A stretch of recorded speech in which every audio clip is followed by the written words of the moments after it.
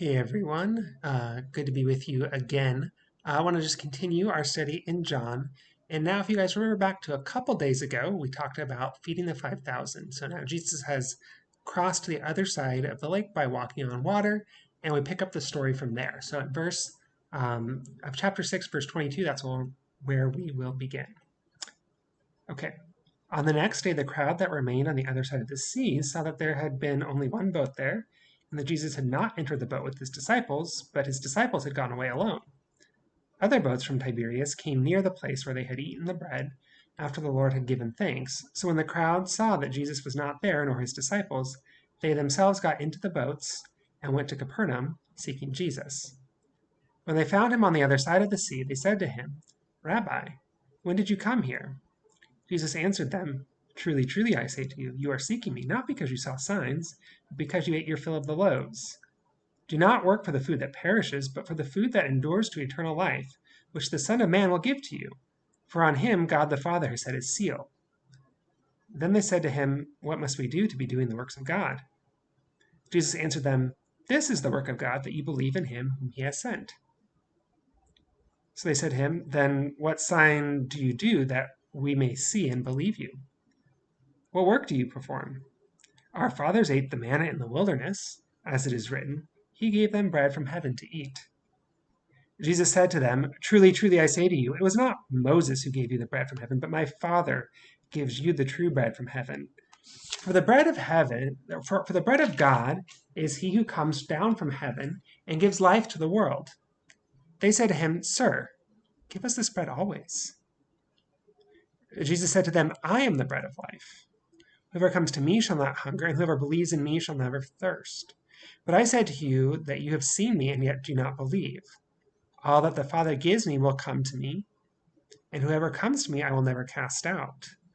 For I have come down from heaven not to do my own will, but the will of him who sent me. And this is the will of him who sent me, that I should lose nothing of all that he has given me, but raise it up on the last day. And this is the will of my Father, that everyone who looks on the Son and believes in him should have eternal life, and I will raise him up on the last day. So in this story, we have kind of a continuation of the feeding of the 5,000, where now people are really interested in following Jesus because they liked having free food. And so even some of their questions to Jesus, where it's like, "Hey, what sign do you do so that we can know that you're really sent from God?" Hint, Moses gave people manna in the wilderness, so maybe you should give us bread here. Sign from God. We need it again. Right. Did they really need it again? No. They saw it the first time. They were there, but they really wanted bread. And Jesus kind of has a different take on what real bread from heaven is like. And he just says, "Oh, I am the bread of life. Um, Look, I'm actually better than manna. When you eat manna, you still die eventually, but for me, you can get eternal life. And here's what you really need to be doing the will of my Father."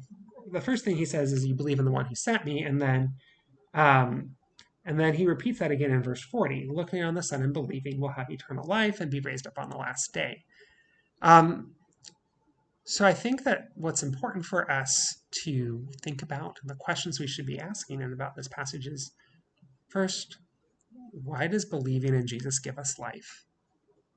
What's the association between that? Like Jesus's life, why does believing in Jesus give us access to that? And alongside of that, why is that like the bread? How do we eat that? And then the next question for us, just kind of the application question, is basically, where in your life do you need to trust Jesus more? Because that's kind of what it means to believe in him to some extent, is to trust in him. So how can you trust him more? So hopefully that's helpful for you guys, and I'll talk to you more about the rest of this because Jesus actually didn't really finish this conversation yet. So that's coming tomorrow. Talk to you soon.